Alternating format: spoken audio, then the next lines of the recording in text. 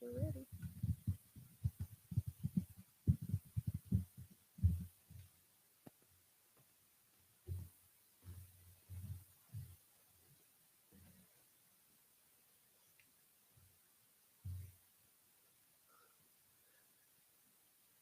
Good morning, friends. Can you hear me okay? Great. I'm going to need y'all to spread out for social distancing purposes. For those on the camera, they're well spaced. Yes. How's that? Any better? Okay. Well, good morning. My name's Wes Daniels. I use he, him, his pronouns, and I'm the director of the Friends Center and Quaker Studies. So for those of you who are new, I'm sort of like the Quaker version of a college chaplain, but also have other responsibilities alongside that. I'm starting my 7th year here at Guilford, and I want to say to each of you, both in person and those of you who are streaming online, that from the very bottom of my heart, it's my pleasure to call you all colleagues and friends and to be in community with you. I'm really excited to have this opportunity to come together and reflect on our community and what's happening with the college as we begin another school year. I recognize that whether you've been around Guilford for a while or you are new, we have all gone through extraordinarily difficult personal, communal, and societal shifts over the past year and a half. This has indeed been a very difficult time to live through, to see so many of our family and friends and fellow humans struggle in so many ways.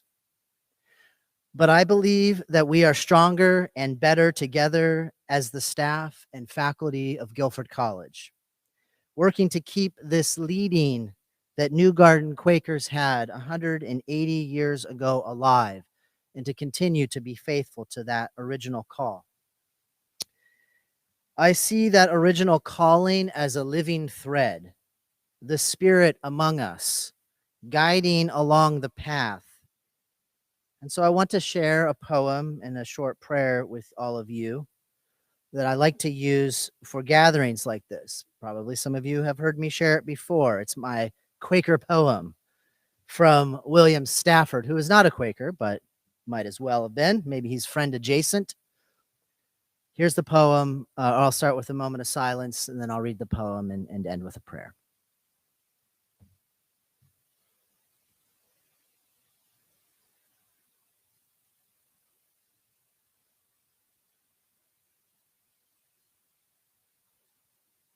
There's a thread you follow.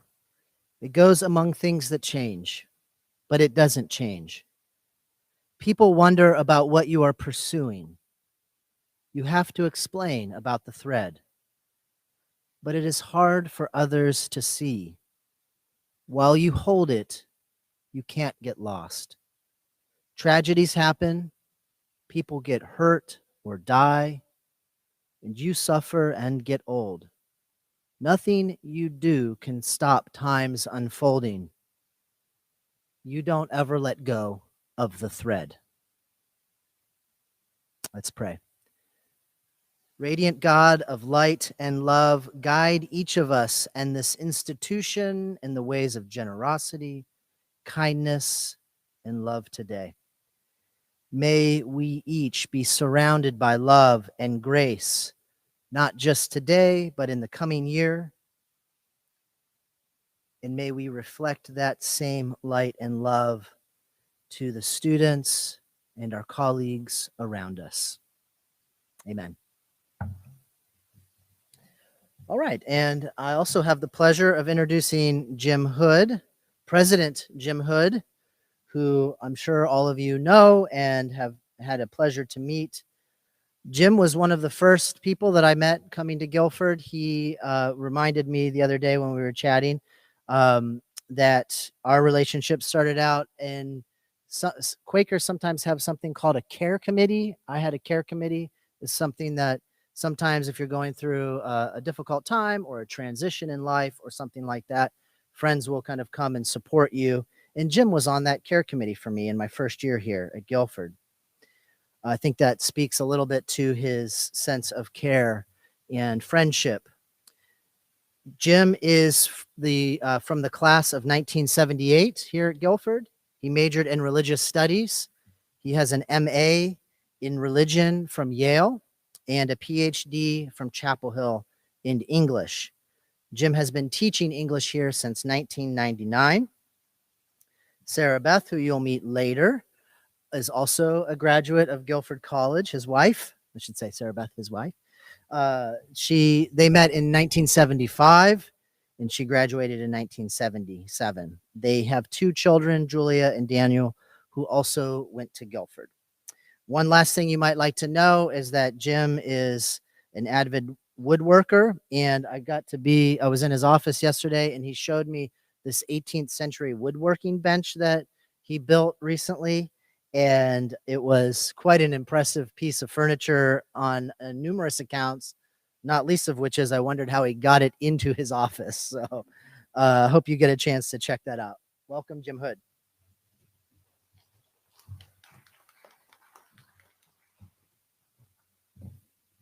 Thank you very much, Wes. It's really great to be here. It's not what we expected, of course, what we hoped for, but it's certainly something. I have referred at other times to the past year or the past 18 months or so as the year of sorrows. And I think I'm sticking with that that moniker for right now. We've been through a lot here at Guilford. The whole nation and the whole world has been through a whole lot. There have been multiple sorrows all over the place. And what that makes me think about now, though, is that your presence here, either in this room or watching, which is a kind of spectral presence, I guess, at least for me. But your presence here demonstrates a kind of resilience and concern for our students that is really hopeful and helping us to overcome the year of sorrows. There have been so many changes, so much loss. And as you'll find out in real, actual terms pretty soon, so many new people who have joined us. I'm looking here at Kim Berry, who started like 2 days before shutdown at Guilford. And so, and there are many others that have joined us since then. One of the things that I was recalling in preparing to make some remarks today about the state of the college was my own first opening meeting at Guilford in the fall of 1999, not too long after Sarah Beth and I had arrived here, moving down the mountain from Mars Hill College, where I'd been teaching before this. And I was struck by the number of parallels in the college's situation in the fall of 1999 to our situation right now. And there's some things that were actually worse in the fall of 1999. We were welcoming a class of an incoming class of 237 students. That's a lot fewer than we are welcoming this year. We had just passed a new curriculum in the year before, in 1998. The year before that, Don McNamara, the president, had come to the opening faculty meeting, I think I have my dates right, in 1998, and said that they were going to have to reduce the size of the faculty by 25%. That was Dave Dobson's first faculty meeting, and he has remembered that. Perhaps even more pointedly for a community like Guilford, in the fall of 1999, 3 really key members of our community died. Ed Lowe was leading the study abroad program in Munich and was hospitalized with complications with diabetes and passed away in Munich. Betty Place, a revered member of the library staff, also died that fall in an accident at home or at I'm not sure. Help me, Gwen. At the gym, yeah. And Herb Poole, also a longtime member of the library staff, committed suicide late in that semester. And so I'm telling you these things particularly for those of you who haven't been here, to let you know that Guilford has been through a lot. That following summer, in the summer of 2000, we started to engage in a strategic planning process that then sort of came to greater fulfillment when Camp Shabatar arrived in 2002. And that was what led to eventually to significant increases in enrollment, particularly in the adult student population, but also in the traditional student population. So even in the moment of sorrow, even in the moment of what I would characterize as community horror, this community proved itself to be amazingly resilient, and I think that is exactly what is going on now. So I want to turn to some of the accomplishments that have been going on, even in the midst of this this time of sorrows, and as we're pulling out of that. So I think one of those is clearly that the plan that was proposed last fall to cut a number of majors and a number of faculty positions there was strong resistance to that here on campus and from the outside of campus and among the Board of Trustees.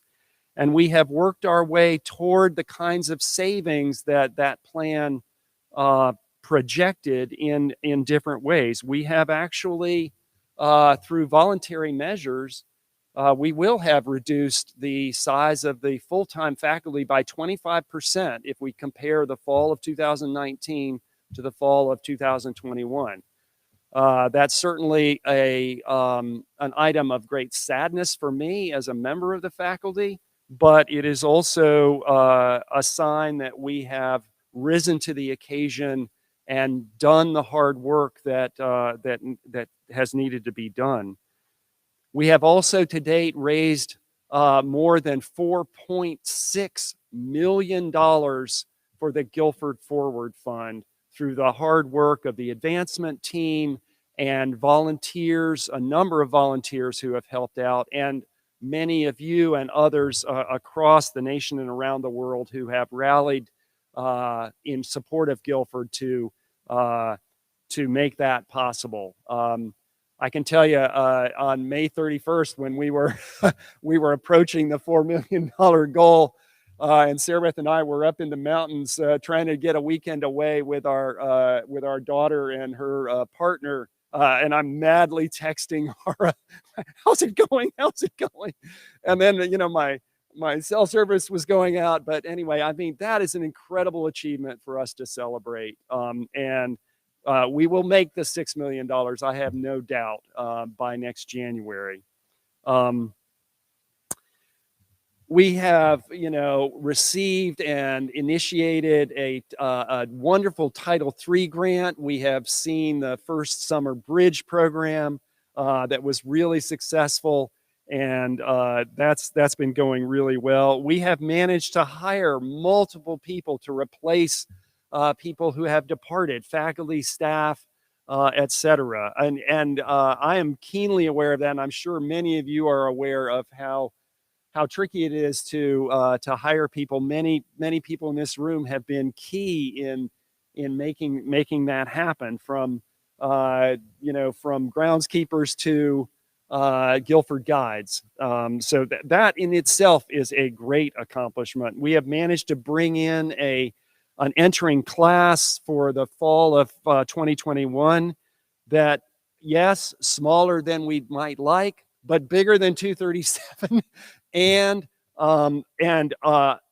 above budget right now. Registrations, I'll give you some numbers about that in a little bit. Our budget shows a surplus for this year. We have enhanced communication with various constituencies about what's going on campus, about board processes and meetings, about the budget. So I hope that people feel like they're more in the know now. We have managed in all of this to deal with the ongoing COVID-19 pandemic amidst incredible challenges. The Health and Safety Task Force, led by Jermaine Thomas over the past 18 months, has done outstanding work and has been, just incredible in terms of their studying these issues, keeping abreast of the news, and making recommendations to the cabinet about how to go back and forth on this. And obviously, we've had to seesaw back and forth. We wanted to open in phase 5.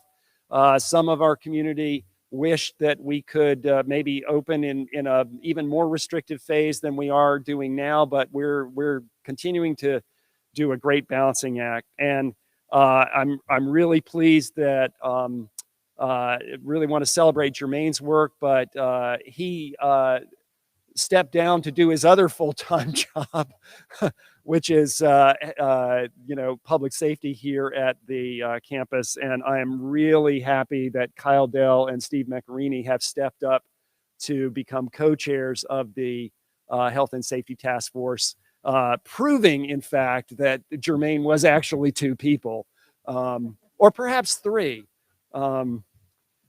For those of you who are around this summer, maybe you might have noticed that we had EMF, which is a huge triumph. EMF was here. It was fabulous to hear tubas out on the quad again, or in Bauman or other places. And even though it was smaller, it was a rousing success. I'm going to be meeting with Chris Williams, the managing director of that, in a week or two to go over things, and that was a really positive experience. We have completed the development and now the implementation of a staff council, and we have a new clerk here. Lots of work went into that, and I'm just so thrilled. I'm so thrilled that has been done.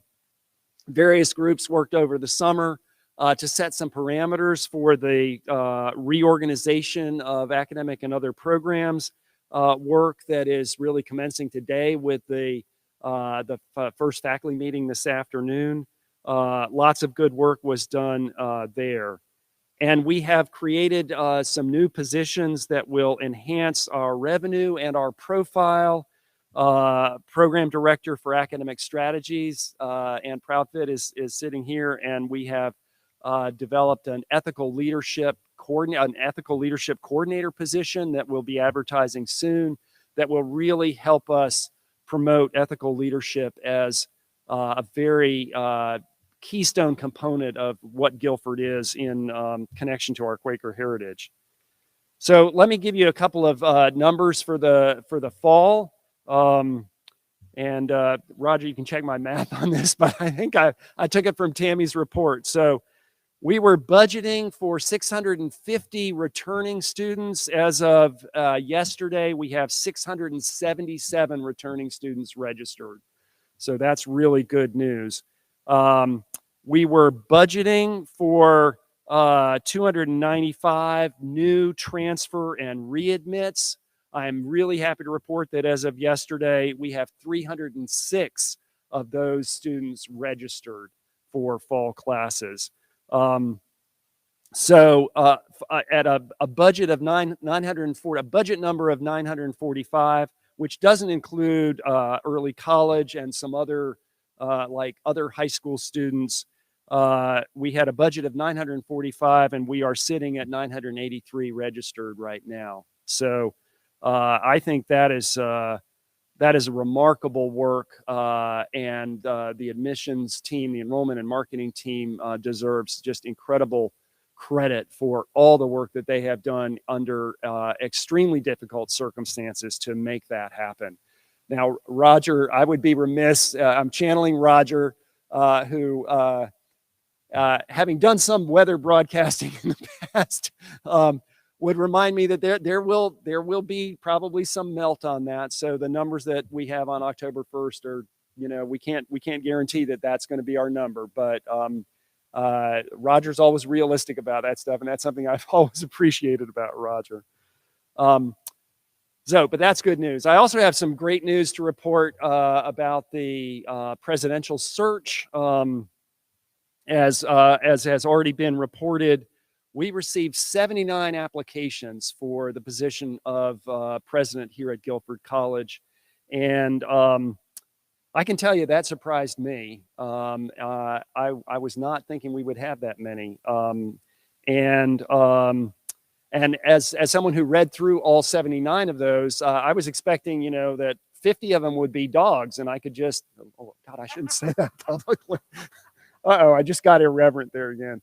No, I mean, you all have gone through searches before. Some of you have gone through searches before, and by that I mean people who are not qualified. But that was not the case. I had to read those applications very carefully, and I can tell you that the people that have emerged at the top of that heap are highly, highly qualified people who are very interested in serving Guilford College, who have a deep connection to our values, and who have deep experience in the kinds of things that a president needs to have deep experience in terms of managing academic programs, understanding enrollment, knowing how to do fundraising, knowing how to do budget work, and keeping a careful eye on that. So the advisory board went through those 79 applications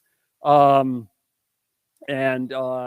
provided their recommendations to the selection committee. The advisory board was about 25 or 26 people. The selection committee about 12, including people like Gwen Gosney Erickson. And so the selection committee last week, not this week, but the week before, interviewed on Zoom for 1 hour each, nine candidates that the selection committee had selected out of the sort of top group that the advisory committee had brought forward.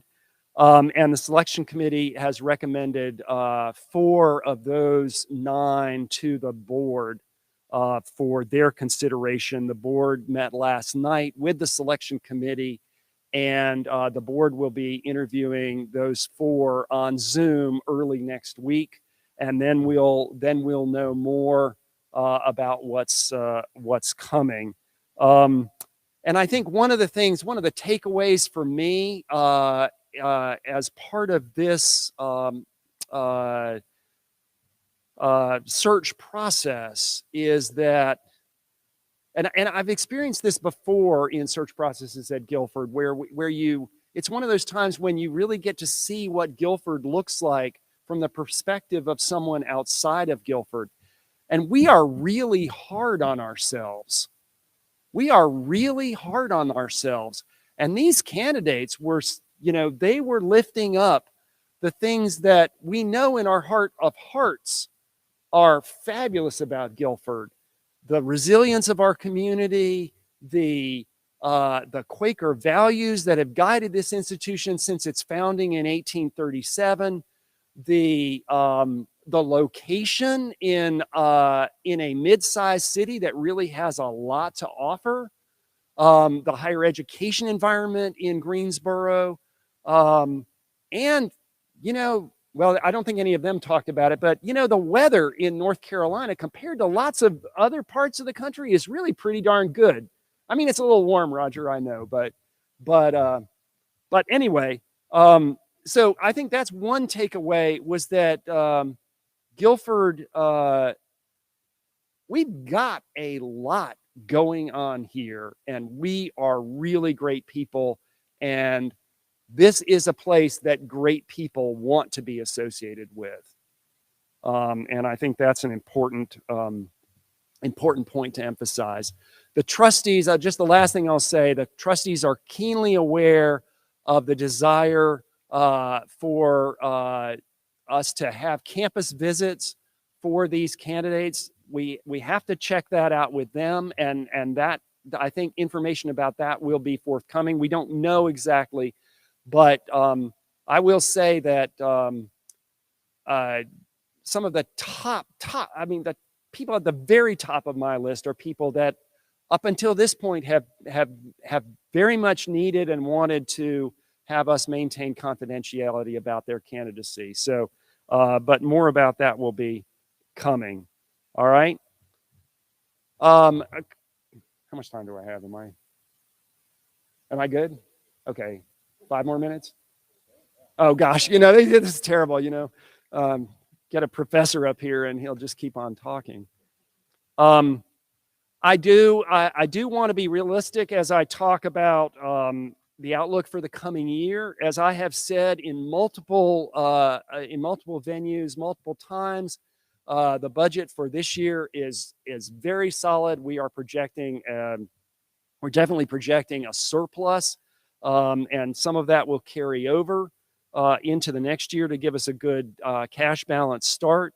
But the current enrollment projections and the potential loss of federal, the loss of most of that federal money for 22-23 means that we have it's a sobering outlook, and so there's a lot of work to do.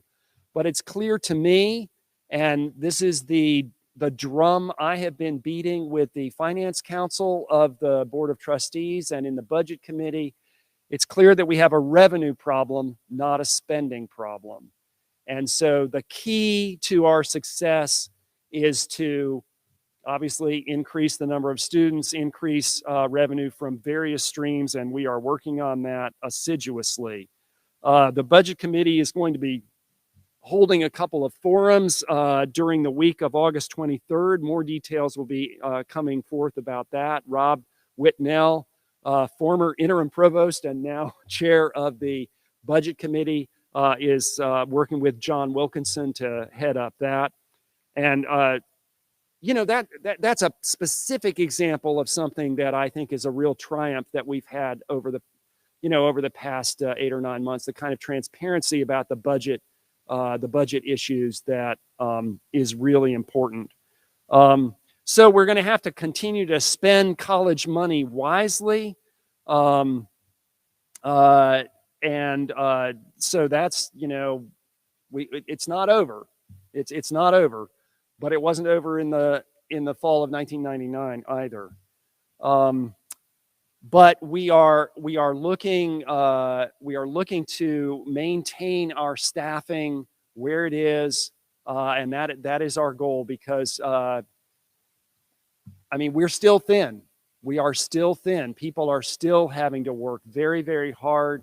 We know that. We know that in enrollment. We know that in advancement. We know that in the registrar's office. We know that in the maintenance facilities. We know that in the faculty. So, but we are moving forward, and we'll just be very careful about how we manage our money. So I want to just, in light of that, in light of the things that we need to keep doing, I want to lift up 4 things. And one of those 4 things that all of us as members of the Guilford community can continue to do to really help keep things going along. One is participation. So participation in committees, in budget forums, in other discussions. A lot of our work happens through conversations. And the more we can participate in that, the more your voice can be heard. One of the things, the better off we're going to be. One of the things that I've been trying to do as your interim president has been to talk to people who know what's going on. The more I can know about what's going on, the better decisions I can make. And so I really appreciate the weekly meetings with my cabinet members and the meetings that I've been having with other faculty and staff as well. So participate, okay? I know that's hard. I know that sometimes you're trying to weigh, do I do my job or do I go to this forum? And I know that's a tough call sometimes, but participation at this point is really important. I cannot overemphasize the importance of retention. If we can move that percentage up, that is going to continue to help us more and more and more. And so this is just, I just want to remind us that every interaction we have with a student is an opportunity to make them feel more welcome, more engaged in this fabulous learning opportunity, and to treat them with the kind of kindness, respect, and dignity that we value here at Guilford College. I know you all are working at that, and I know, believe me, having served as associate academic dean in the past, there are times when there are students who really get under your skin. But just remember, every interaction with a student is an opportunity to keep them as part of our community. Recruiting. Everyone is involved in recruiting. I know we have an office that takes care of that, but we also have prospective students visiting campus. So talking up the wonderful things about Guilford in your interactions with those students who visit campus, with people that you know in Greensboro. This is always an opportunity to build up that Guilford is moving forward, that things are really happening here. And through any of your contacts, to find students who would thrive at Guilford. That's a really important thing. So recruiting is everyone's job, just like retention is. And then lastly, I would call on you to engage as much as possible in exercising your creativity and innovation. We are at a crossroads, not only at Guilford, but in higher education in general. And I have seen this community be so creative and innovative at times across the 22 years that I've been associated with this institution. And so as we are rethinking our academic and co-curricular programming and developing new master's programs and certificate programs and other non-traditional student opportunities, your creativity is pivotal in solving our revenue problem. And so as much as we can be nimble and responding to great ideas that will yield us more students and more revenue, that is really wonderful. Let me close by just taking a moment for a little personal reflection. I was realizing this morning that this is the first time for me since 1985 that I am not preparing to teach a fall class or fall classes. And so this is a huge moment of transition in my own life. And I recognize that it is a huge moment of transition in many lives here. And that seems to be what this past 18 months has been about. So many changes, so many reconsiderations of one's life. The decision that I made to come to Guilford College in 1999 was perhaps after deciding to marry Sarah Beth was probably the second best decision in my life. And there were, particularly I want to speak to the people that are new here at Guilford. There was a lot of trepidation in the fall of 1999 about whether Guilford would make it or not. And I came here as a new faculty member. I gave up a tenured position at Mars Hill College to come here and teach, moved my entire family. And like I say, It was the second best decision I ever made. And this is a great place. You are great people. It is a privilege. It is an honor to serve you in this role. Thank you very much.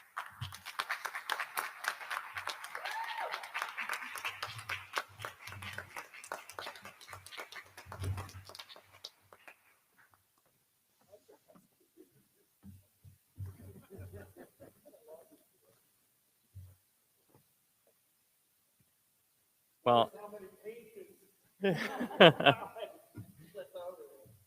thank you so much, Jim. My name is Kyle Dell, and I am a professor in the Department of Political Science.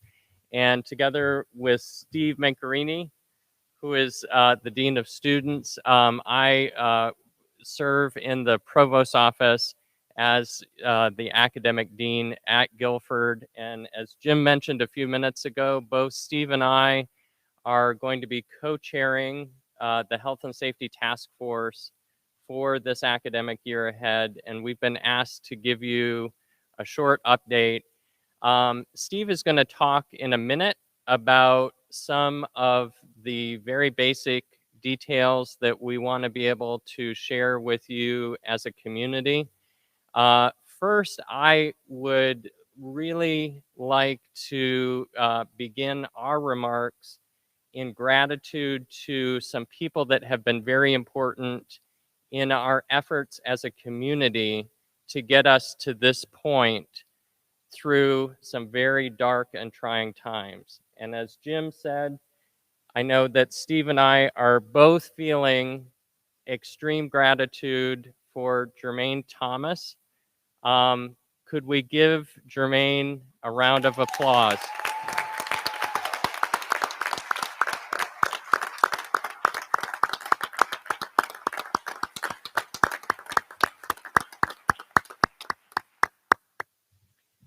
Jermaine has set a wonderful example for Steve and I to try and live up to for this next year ahead. He has been an incredible leader to this campus. He has been an incredible model to Steve and I personally. And I hope that we can live up to his example in the year ahead. The other point of gratitude that we want to extend out is to Michelle Malutke, who is here today. Could we have a round of applause for Michelle?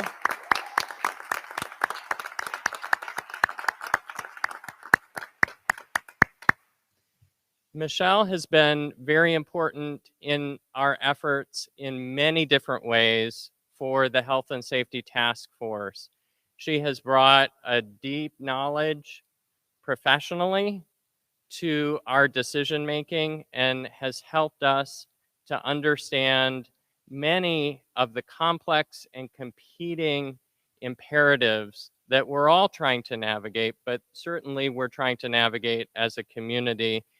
Michelle has been a leader in thinking about our public health at Guilford College, and she has been a leader of interns in the public health program who have been remarkable in their service to the college through the hotline program and through our testing program here at the college, as well as our educational programming around COVID too.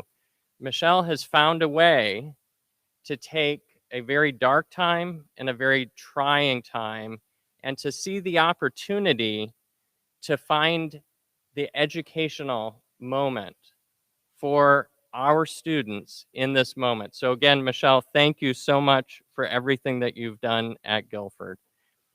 The last thing that I would just mention in gratitude is to every member of our community that, as Jim was mentioning a few minutes ago, has thought creatively about how we can keep ourselves healthy as we do the work that is in front of us here at Guilford College.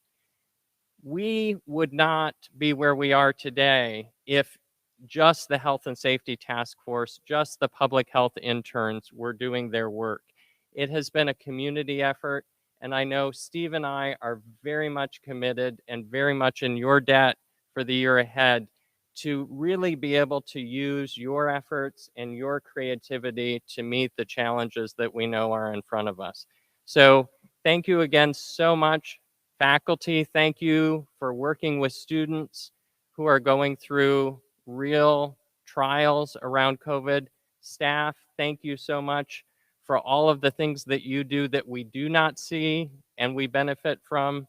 And Steve is going to talk now about some very detailed information that'll be important as we look to starting another year. Thank you.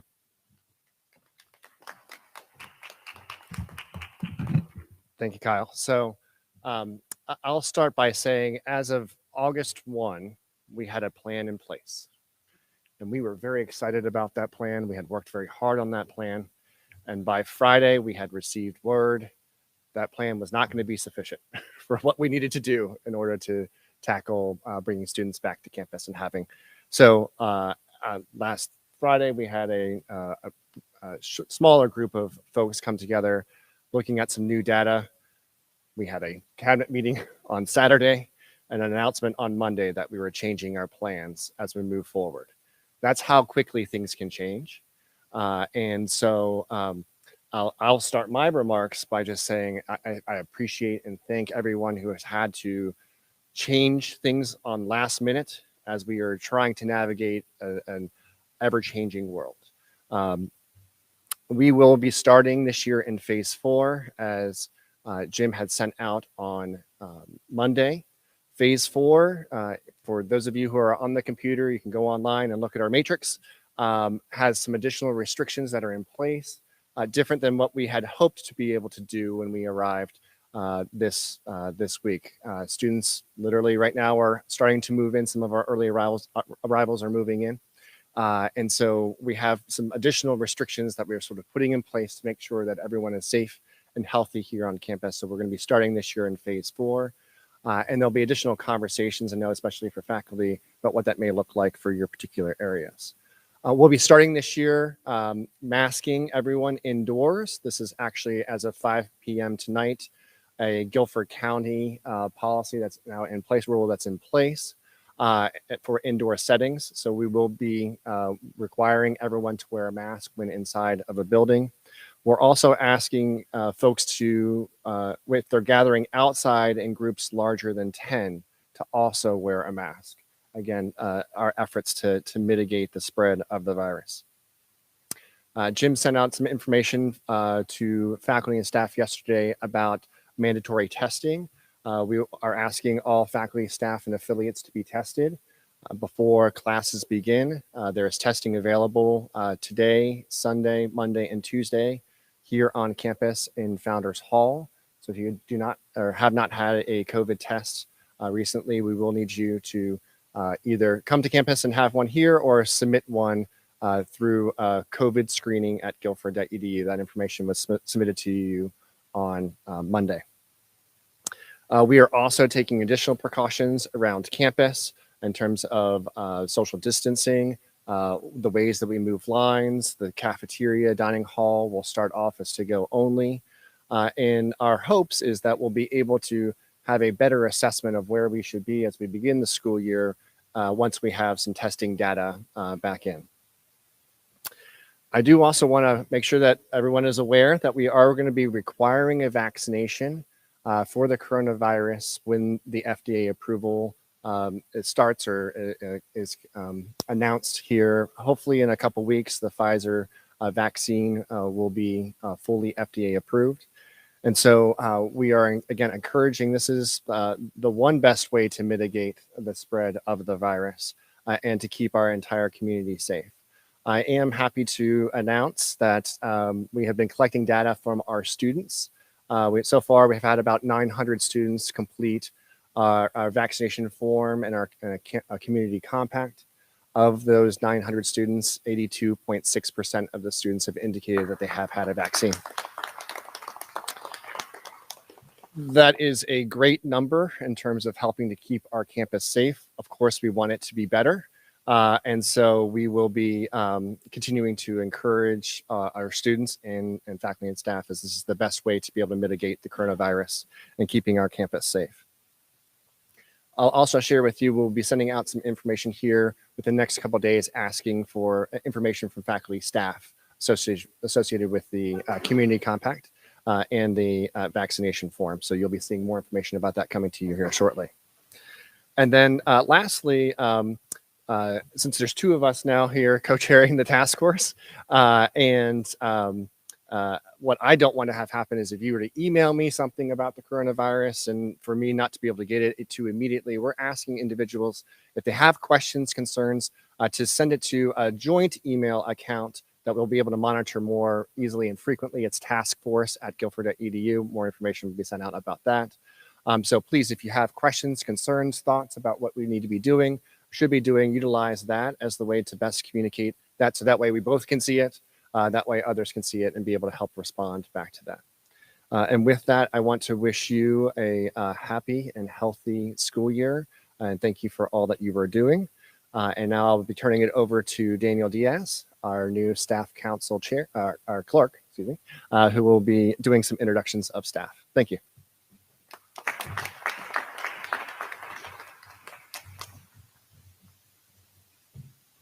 Good morning, everybody. I'm Daniel Diaz, the director of the Office of Global and Off-Campus Initiatives. It's been a long time since I had to say that in public, so getting it out feels good now. I use he, him pronouns. I've been here at Guilford for 10 years, and I have the pleasure now of being your staff clerk. A lot of work went into that, as Jim was saying, and I want to thank everybody who's been a part of that work. Some of you are here, and some of you are online, I hope. And it's just a real honor to be a part of this community and serving in this way. So I'm going to try my best to read through these names accurately. So I beg your forgiveness if I do not pronounce your name correctly. And I hope you will correct me when I get to meet you in person if I've not met you yet. We've had a lot of folks join us, and I'll try to do this as swiftly as I may. Samantha Aaron is our Title III director. Kara Arena joined us in the Guilford Guides. Sarah Arsenault, head women's soccer coach. Olajumoke Ayanda, assistant director of advancement and operations. Catherine Barron, counselor and psychotherapist. Charlene Badillion, Char, director of financial aid. Robert Bell, assistant director of advancement.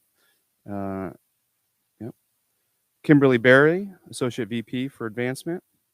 Alan Bowen, assistant football coach. Natty Burfield, Guilford guide. Cynthia Keynes, Bryan Series associate. Solomon Caldwell, part-time farm tech. Daryl Chambers, director of student accounts. Garrett Collins, learning design and development technology. Virginia Engen, student accounts, loans assistant. William Fody, director of athletics. Mark Frey, head men's lacrosse coach. Eric Garcia, associate athletic trainer. Patrick Healy, international independent studies and internships. Micah Hughes, also independent studies and internships. Jose Jacobo, Guilford guide. Mackenzie Kegley, community director. Amber King, part-time public safety office. Whitney Cornegie, transfer admissions counselor. Elizabeth Longo, assistant athletic trainer. Isaac Magna, client support and special CTIS lecturer. Joanne Massenberg, assistant football coach. Charlotte Meadows, head women's lacrosse coach. Jade Osterhout, athletics communications. Dominic Parker, assistant coach, men's basketball. Ann Proudfit, project director of academic strategies. Courtney Sanford, Bonner Scholars and coordinator. Sejal Seth, accounts payable accountant. Teresa Shorter, ITS and project manager. Gordon Sinkson, interim VP for advancement. Danielle Teft, seasonal grounds tech. Latoya Vines, Guilford Guide. Amanda Warrener, Technical Director. Paris White, Admin Assistant for the Academic Affairs. John Wilkinson, Interim CFO and VP. Stephanie Woods, Independent Studies and Internships. And last but not least, Andrew Workman, Assistant Football Coach. Please join me in welcoming our new community members.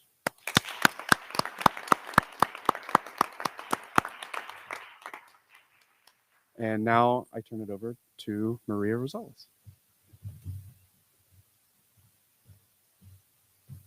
I think I'm the shortest one here. Hello, I'm Maria Rosales, and I was listening to that list of names that Daniel just read and was thinking about how some of those people I've already seen make a huge impact on this campus. And so I just wanted to say thank you. And some of you I haven't met yet, and I'm looking forward to that. So I'm going to introduce the new faculty. I'm only going to say names and departments right now. If you're at the faculty meeting later, those of you who can make it to that, you'll hear a little bit more about each of them. So Alex Babbage is in public health. Wanjun Choi, sports studies. Dennis Cole, business management. Tony Van Winkle, sustainable food systems. Mark Winsel, accounting. Travis Wilsey, math. Welcome, please, to all these new faculty. Thank you.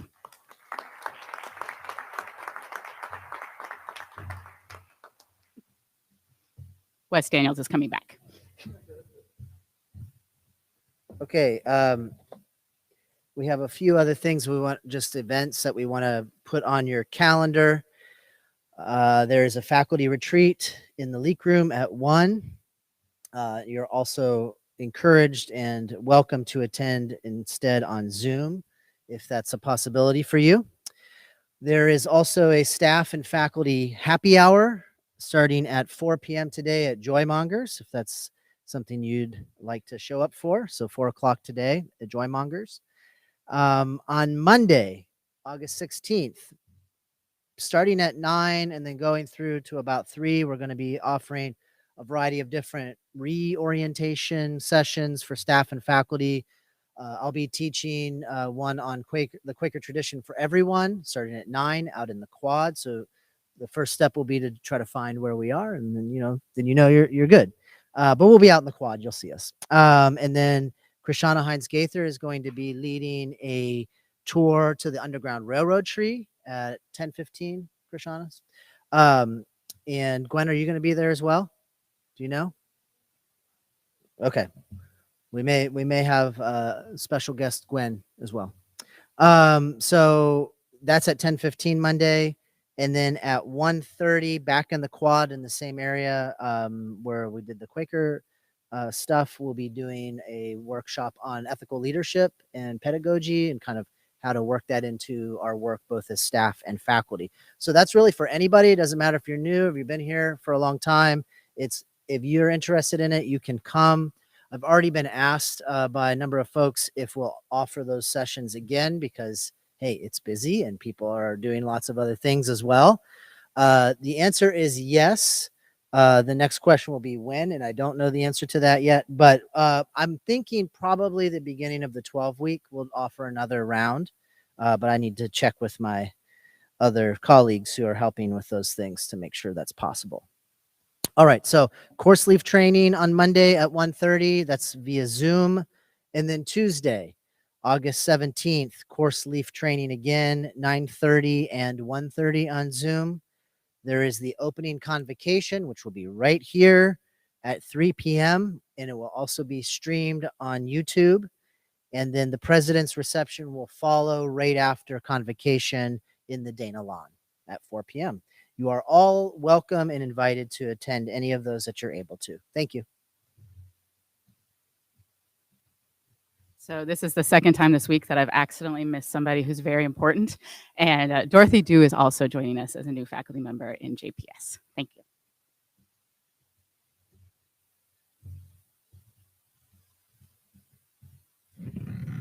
Hi, I'm Sarah Beth Terrell, and Jim referred to me.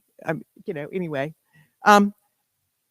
When Jim and I moved back here in the summer of '99, I was asked to do a half-time, one-year job with Friends Center.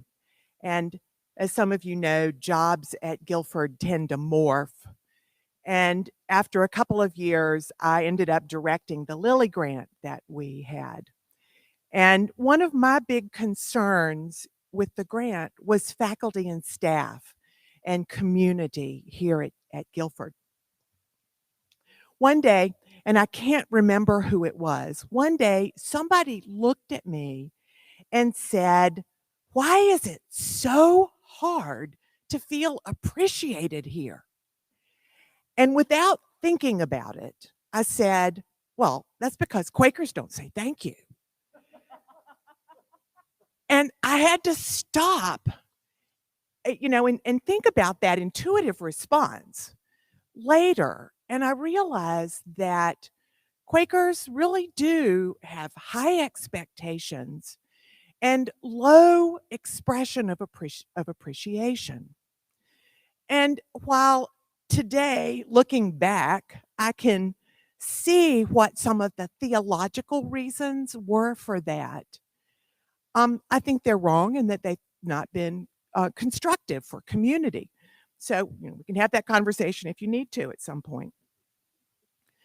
But think about in the past year and a half, nearly every mental health thing that I've seen has at least two things in common.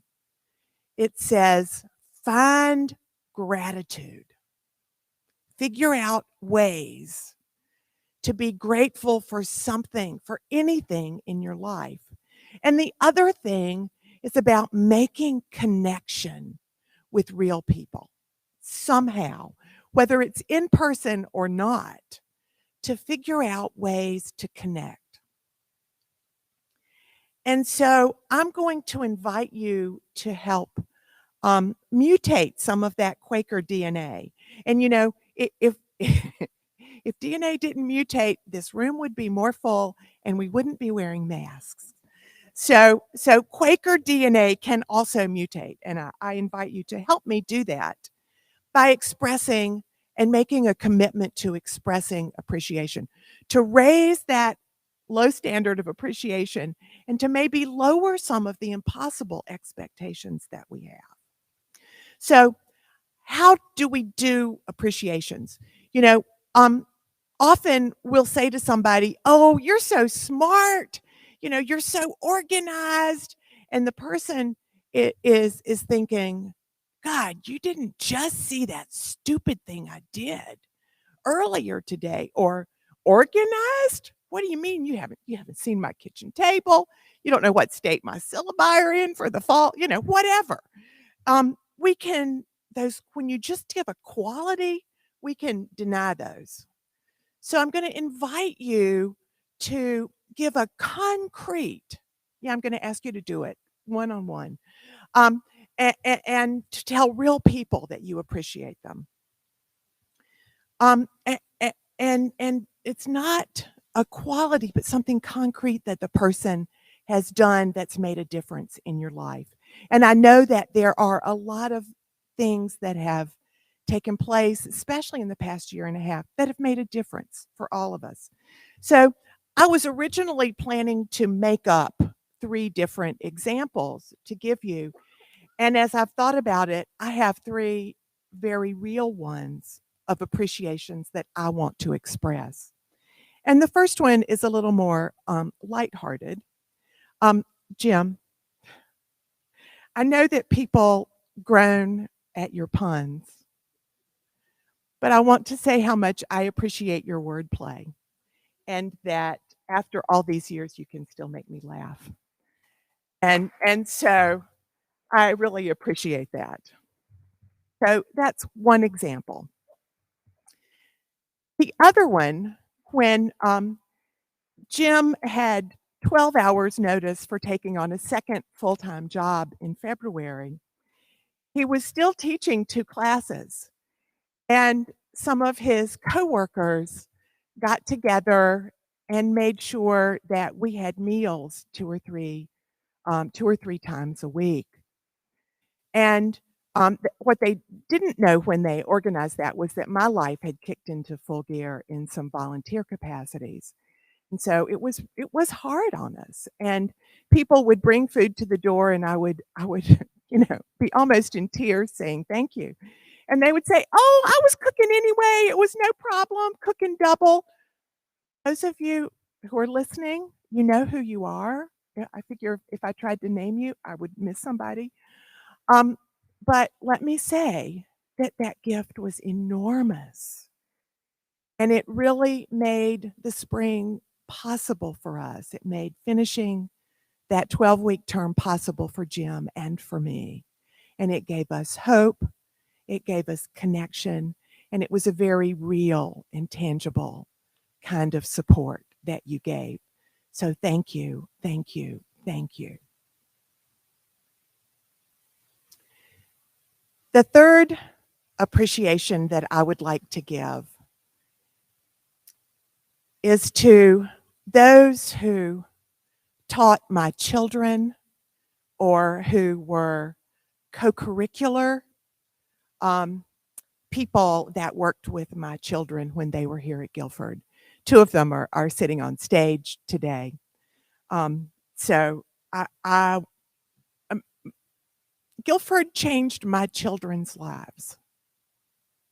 It changed Jim's and my lives when we were here as students, and since in many ways. And as I was thinking about how important the work of education is, I was thinking about how you all stand in this long line of educators. And I thought about my father, who came to Guilford as a first-generation student he grew up off of Freeman Mill Road in Greensboro, on Terrell Street, as a matter of fact, and was coming to Guilford for one semester. And of course, he met my mother, but Eva Campbell of Campbell House caught him on the way out of a biology class and said, "Gene, if you make an A in this exam, I will go to bat for you and support you." And he went through med school and had a long career as a doctor along with my mother. But all of you are doing work that matters. What you do matters. What you do matters in the world. My children are educators themselves. Think of all of the people, all of the alums who have renewed their interest in campus in the past year, for some for good reasons, whatever, but whose lives are making a difference. And it matters. The work that you do, every single person contributes. And so I want to say a specific thank you to those who helped educate my children, but also to say to every one of you, I greatly appreciate the work that you are doing and how much I know that it matters in this world, in the world, in the world.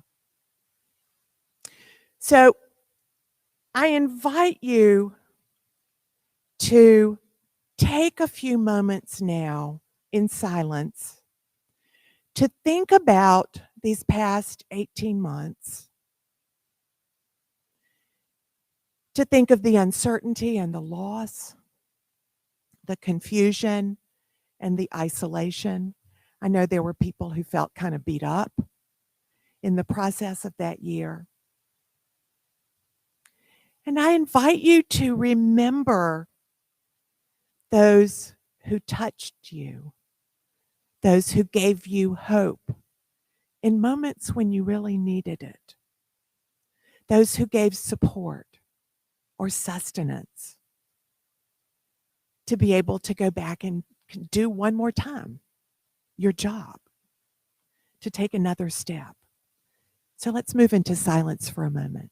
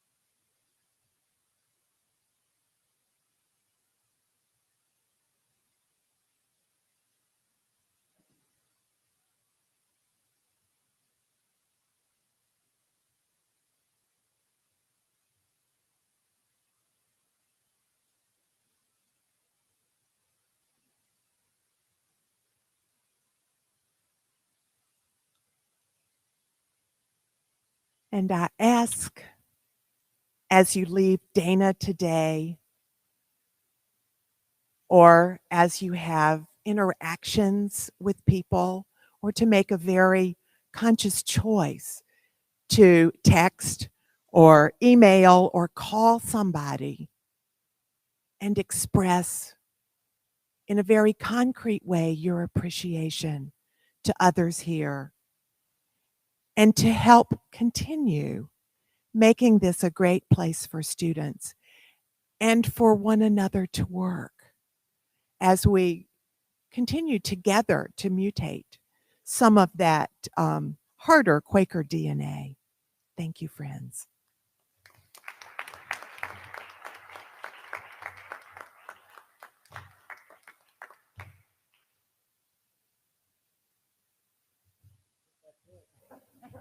Go in peace.